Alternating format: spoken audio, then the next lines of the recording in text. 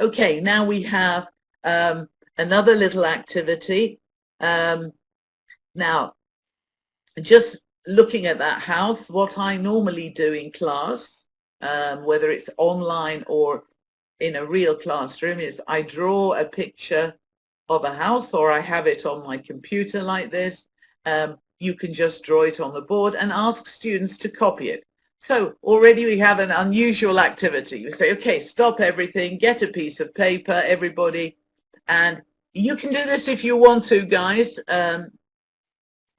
If you have a notepad or paper, not in the chat box. This is difficult. Well, we can leave the chat box open, but this is what we need. What you would need in the first case would be to draw this house, a house with 5 different windows, 1, 2, 3, 4, 5, a little garden, and then when the students have all done that, we agree what the rooms are.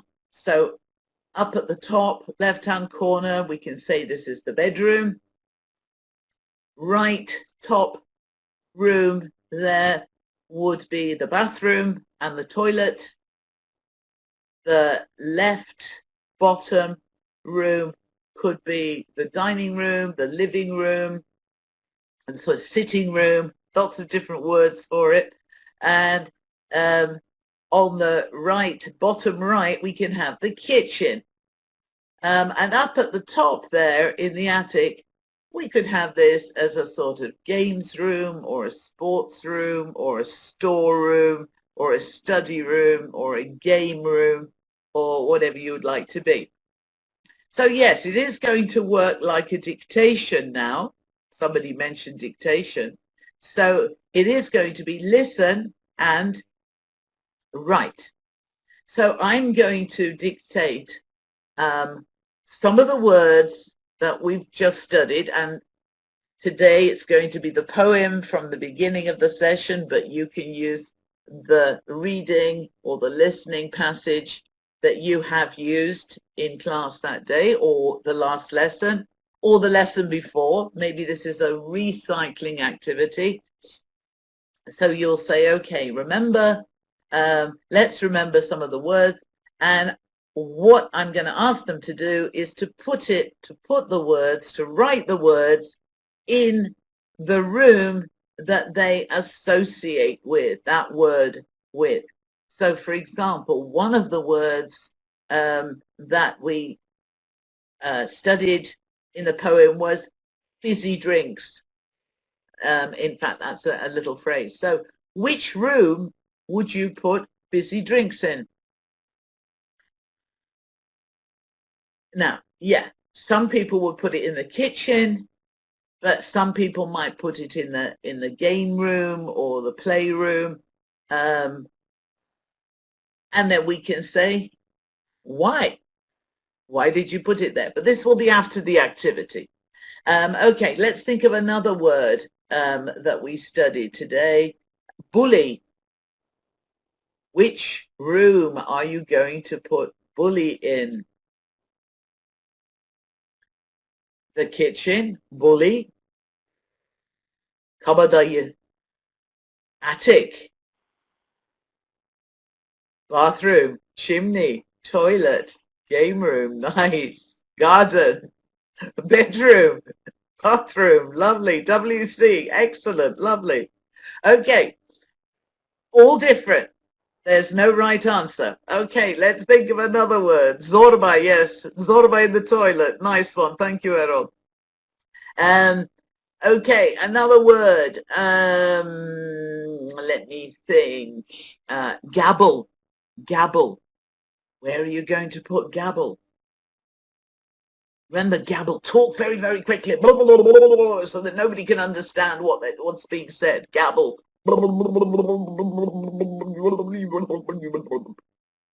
Living room. Kitchen. Kitchen. Attic. Bathroom. Okay, lots of different answers, and that's exactly what we want. We want students to think where can I put this word? Where can I associate with this word? And so with a few examples, they will start to understand what you mean. And this is an activity that you can then do again and again and again. You don't have to have a house. You could have a school. You could have a castle. You could have a police station. You could have a supermarket. You could have lots of different pictures each time you do it. But as you can see, students have an opportunity again to make a link between the new words and a personal association, and it can be very funny. And if you can get them to share with others, either online or in breakout groups, or even on Padlet or some of the other applications that we've looked at, and say why they put bully in the toilet or bully in the garage, why they put gabble in the kitchen or gabble in the living room. And I'm sure that they will try to explain a little bit what they mean. And through this process, they will be recycling, they will be enjoying the language, and hopefully they'll be remembering it too. So that's something which you can start at a very early age, and you can do again forever. Okay, another again unusual activity would be if you said to your students, okay, draw an elephant. Again, unusual, surprise. Another activity where they have to draw. If you want to join in, you can draw. If you have your notebook with you, you can draw an elephant for yourself. Now, it doesn't have to be Picasso. It doesn't have to be Van Gogh. It doesn't have to be Michelangelo standard. It can just be a little square elephant with a square head and a rectangular trunk and a tail and rectangular legs. It's very easy to draw a square shape elephant. And this time, again, you dictate the words, some of the words that they've learned. But this time they have to label the parts of the elephant with these words. And again, this will involve association, like we did with the house. So, for example, a word that we learned today, that we saw today in the poem, was hug. And where would you put hug on the elephant? It will improve their imagination, yes, Abdurrahman. So some of you said the belly, some of you said the neck, the trunk, maybe the belly. Okay, lovely. Another word that we learned today, let me see, wish. As an abstract word, wish. Where will you put the word wish? Maybe in the heart, maybe in the tail, maybe in the face, maybe in the brain, or the ears, or the eyes. Yeah, exactly. Again, there is no right answer. Students can put these words where they want. There was another word today. Do you remember? It was shove. Shove. To push something. Words get shoved in my face. Which part of the elephant's body would you put the word shove? S-H-O-V-E. Shove. Itmek. Maybe the trunk, maybe a leg, maybe on the ivory, the trunk, maybe the legs, the big legs, or the trunk, or the, what do we call it? The tusks maybe. Yeah, so it could be the tusks or the legs or the trunk or even the tail. Again, it's up to the students where they want to put this word shove. Okay, so it can take 10 minutes, 15 minutes, and then they can share 1 or 2 examples, or they can share all of their examples with a buddy and say, why did you put shove on the tail? Or why did you put shove on the tusk? Or why did you put fizzy drinks or on the feet, or on the tail, or under the tail? Or why did you put hug in the belly? And the other one can say, I put it there because I remembered this and this and this. And sometimes, even if they do it in Turkish, it's okay, because it will help them to remember this word in the future when they want it, when they need it. So that's another activity that you can do. Again, it doesn't have to be an elephant. It could be anything that they're studying. It could be a beach. It could be if they're studying holidays, or if they're studying geography. It could be a park. It could be a savannah. It could be the sky. It could be anything at all that you are studying at the time. There is no limit to the imagination that we all have, kids as well. So labeling the elephant, or putting the words in the house, or similar. Okay, here we have 2 more graphic organizers, which we can ask students to fill in for themselves. The lexical spidergram is very good for phrasal verbs. So, for example, get. They can put this in their notebook. It's not a list. It's a spider. And you can ask them to write any other words that go with get, like get up, get down, get in, get out, get up, get by. That's right. And then a few weeks later, or a month later, you can ask them to do another one and see what new words that they've learned that go with get. There will be a lot, so they can look through their course book and they can make a whole page of different spiders, all with different words on their legs. And this will be a graphic way of trying to remember words that go with other words. So you can have a lot of spiders mounting up. They can draw them, they can color them to help them remember as well. They can put little pictures in them, and they could also make a little story with the 6 phrases that they get. So each time they make a spider, they make a story with all the words, and that is also another way to help them remember. Lexical staircases is another kind of graphic organizer that they can use. We can use it for adverbs, for example, of frequency. So get them to order the adverbs of frequency from never to always, add a few question marks, get them to find out. This could be the homework. What are the missing words? See if you can find them. This is a little bit more difficult. This is sort of lycée level, but you can make it easier. You could put never and always and see if they can find out from a dictionary, or if they know, or they can find out from each other any words that could go in between never and always. Make it into a little game, make it into a team game, see who can fill the staircase first.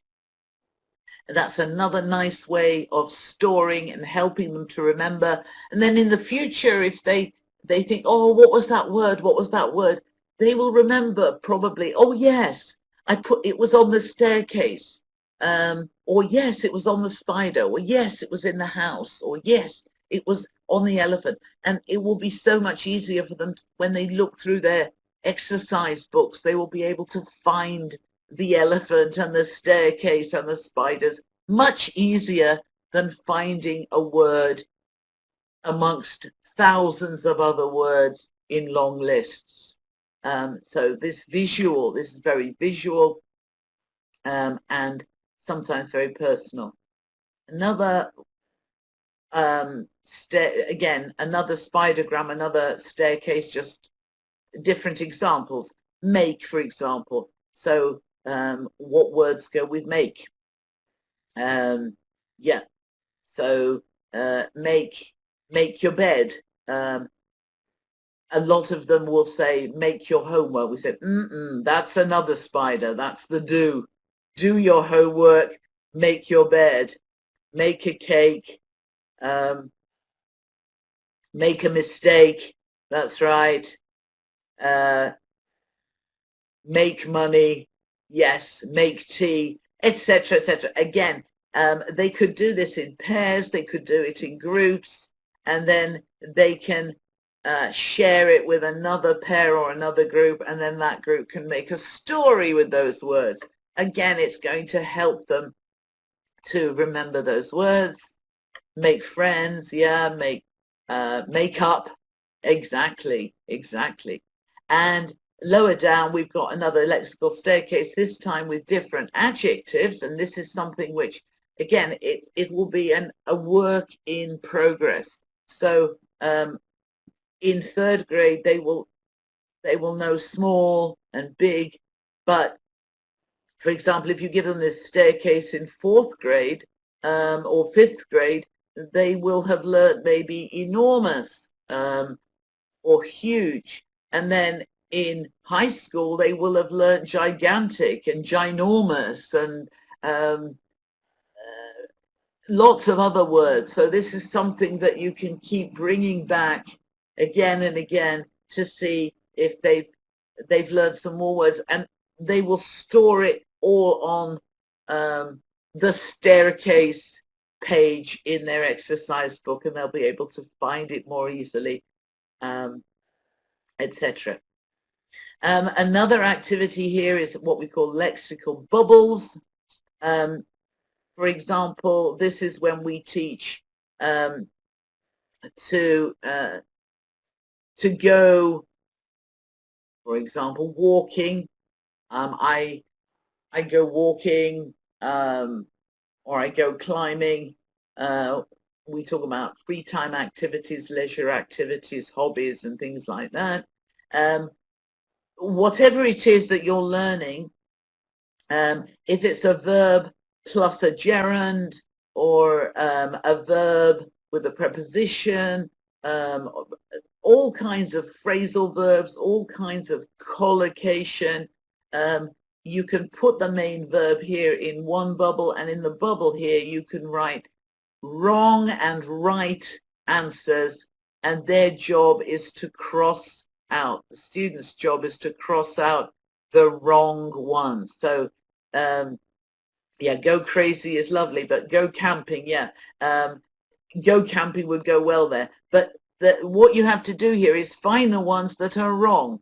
So go studying, go dancing, go walking, go sleeping, go swimming, go cycling, go eating. Some of those are right and some of those are wrong. You can ask students to add more later, but the first activity is to see if they can find out which are wrong. And for example, what they'll find, we look at the next slide, there it is. Oops, sorry. We don't go eating. It's not a leisure activity or a hobby. Maybe it is for some of us, but it shouldn't be. We don't go studying. That's not a leisure activity either. And we don't go sleeping. That's not a hobby or a free time activity. That's a necessity. Eating, studying, and sleeping are all necessities. But cycling are optional hobbies, optional activities that you can do if you want to. And this kind of activity will really help students to see the difference when they can use it and when they can't. So once you've studied something like this, then you can give them a bubble activity like this, a collocation bubble, where they have to find out what's wrong, the mistakes, and then they can create their own with correct and incorrect answers, and they can send it or give it to another group or another pair of students who then have to find the mistake. So it's something that students can create for each other as well. It can be student generated as well. It's you don't have to prepare all the exercises. Once they've seen an activity like this, they can create more for each other as well. They can create the materials and share it, give it to their friends, change, swap materials, and then their friends can fill it in.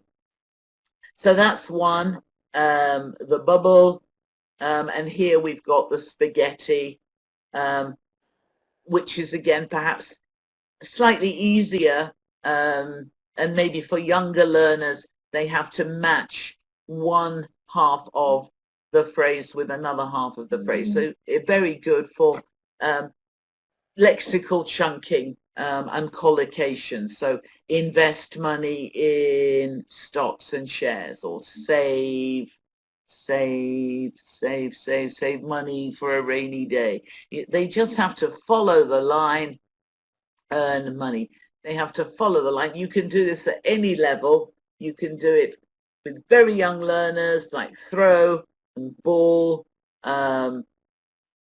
eat, an apple. You can have very simple words. You can also have it at quite a sophisticated level. For example, here, discussing currency, finance, with older learners. So you can do this with any kind of vocabulary, and it's like a game, but it's also a way for them to store it in a notebook, in an exercise book, so that they can play with it today and remember it tomorrow. Yeah, you also remember the teams and buzzers game that I've done quite often. Again, a fun way to remember vocabulary. So this is a very common activity that we have in a lot of course books. Why don't you make it into a game and get them to play in 2 teams or 3 teams, and the first one to hit the buzzer can give the answer, and if they're right, they get a point for their team. Make it into a game. That is also a great 5-minute activity that you can do, again, to remember, help students remember vocabulary. You can do that at any time during the year to help them remember something they've learned before. And I think we should make sure that students do have a lexical notebook, a special exercise book, which is just for this vocabulary, so that in this book they can do their elephant activity and it can stay there. They can do their house activity and it can stay there. They can do their staircase, lexical staircase activity, and it can stay in that lexical notebook. They can do collocation bubbles and it can stay. They can do their spaghetti activity in that notebook and it will stay there. This will be their go-to special place where they will be able to find their new vocabulary. They'll be able to revise much more easily for exams. They will be able to remember much more. When they look at the house, they'll remember the feelings, the associations. This is the place where they should put words together according to maybe their words from the same topic, like this one. So a student here wrote the vocabulary of getting married, or here the vocabulary of jobs. So it's all together topic. They can be organized as topics. That's a good idea, to have different sections of the lexical notebook divided into topics. And then pictures are one. Some students will learn from pictures. Other students will learn from little systematic ways like this. For example, the word film, and write down 5 verbs that go with film. So these little 5+1 boxes. So see a film, make a film, direct a film. This is their homework, or this is their warmer activity, a little activity while they're waiting at the beginning of a lesson, or to, it can be a little competition who can fill in the box first. They find these words, they fill them in, and then they stay in their lexical notebook. And this can also be a way for them to store these words in groups, in chunks. So here we have, again, another example of 5+1, but here we have 5 different adjectives that go with one noun. So again, it's another way of storing words together. Another example here could be a noun with the adverbs that go with it. Again, it depends on what they're learning, it depends on their level, but this is something that they can work on as an activity in their lexical notebooks. It can be for homework, it can be in class, it can be online, but it will be something that they will have and will help them for the future. So those last few activities come from the lexical approach, where we see language as words that live together, chunks of words, groups of words, and this is how we remember them. So we don't just remember change, but we remember change drastically, or change visibly, or change significantly. So we help students to learn more than just individual words as well. They're learning whole phrases. Time is moving on, so another activity, you can again do this like a dictation. You can give students words and they have to find the category. What do all these words have in common? This is the first one. CCTV, digital footprints, DNA, eyewitnesses, fingerprints. What's the category? What's the topic that all of those words belong to? Anyone got any idea? CCTV, digital footprint, DNA, eyewitness, fingerprint. Yes, somebody's got it. Yes. Crime is correct. Detective, crime, investigation. Excellent.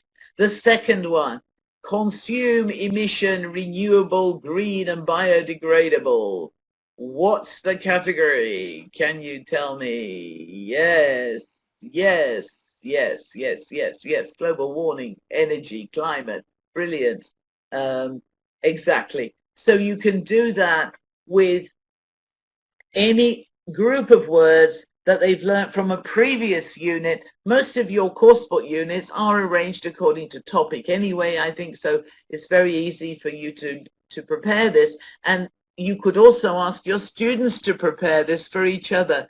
For homework, they have to choose some words from a certain category, and then when they come to class, they can play spot the category. So each student can dictate a few words, and then the others have to guess the category. It could be clothes, number 3. Number 4, it could be, yeah, to be honest, I can't even remember what this originally category was, because this is a very broad category. Number 4, you'll see, is music. Yes. For those of you old enough to remember, it's definitely music and bands and pop groups. Yes. And well done, well done. And the 5th category, if anyone can get it, Black, Vice, Mirror, Netstream. Somebody wrote TV. Well done, well done, well done. Absolutely brilliant. It is indeed TV. It is, in fact, Netflix. These all come from streamed television on the net.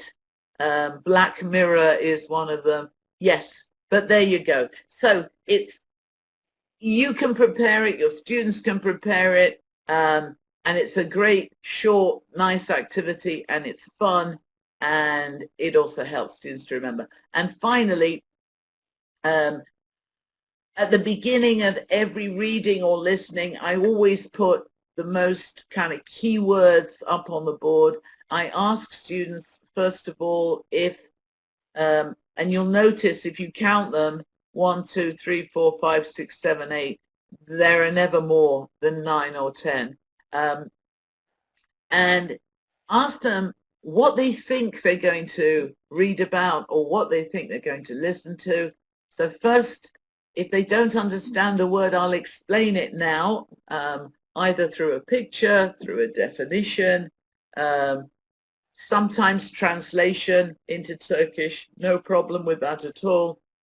If there's no way, if you feel that, you know, your explanation isn't working, the definition isn't working, the picture isn't working, the video isn't working, you can't explain consumption.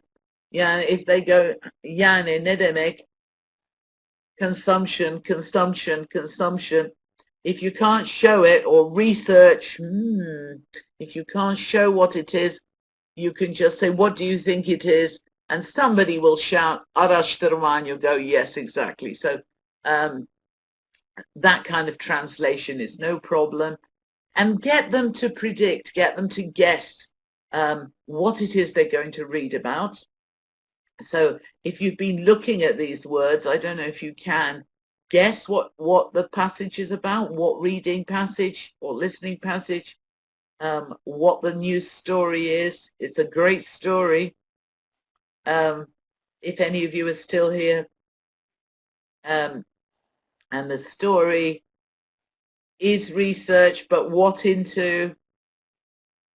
I think sometimes Turkish is okay, definitely. Sometimes it's okay, but as I said, you showed it, you explained it, you gave a few examples.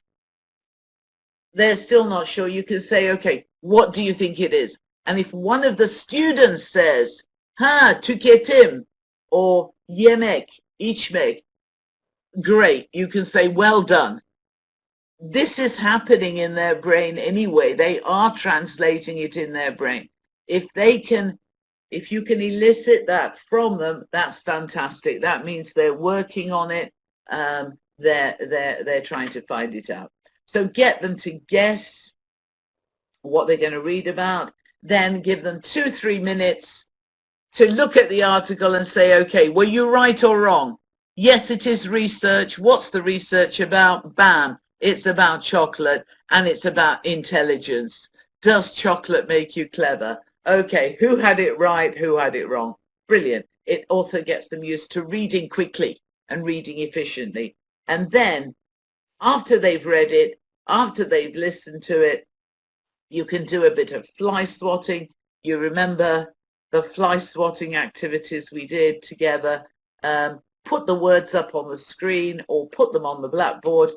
Get the teams, 2 people standing with their fly swatters, and when you read out or play the reading passage or the listening passage, when they hear the word, they swat it with their fly swatters. Again, unforgettable.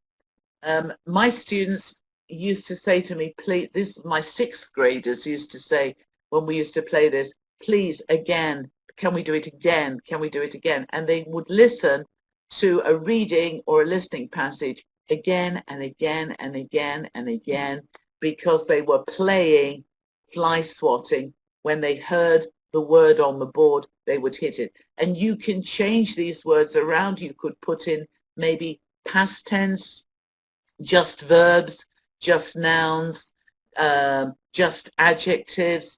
You could put in the present tense, and when they hear the past tense, they hit it. You can play with this in many ways, and it's very, very, very a pleasurable way to remember vocabulary. And finally, I know I've gone over a little bit, it's anda okunuyor. So, finally, please, if you want your students, if there are students who want to improve even more, and if you yourselves want to improve your own vocabulary, the Macmillan English Dictionary is free online. It's very interactive. It's got lots and lots of great activities that there are even games there. For example, the Macmillan Dictionary has lots of quizzes, different resources, different variations of English, just so many different things that you can do and share, and free materials as well that you can share with your students. So please don't hesitate to go in there. It's free, it's online, it's always there for you at this reference point, www.macmillandictionary.com. I wish you all a very happy rest of the summer and a great opening up in September, whether online, offline, or a blend of the two.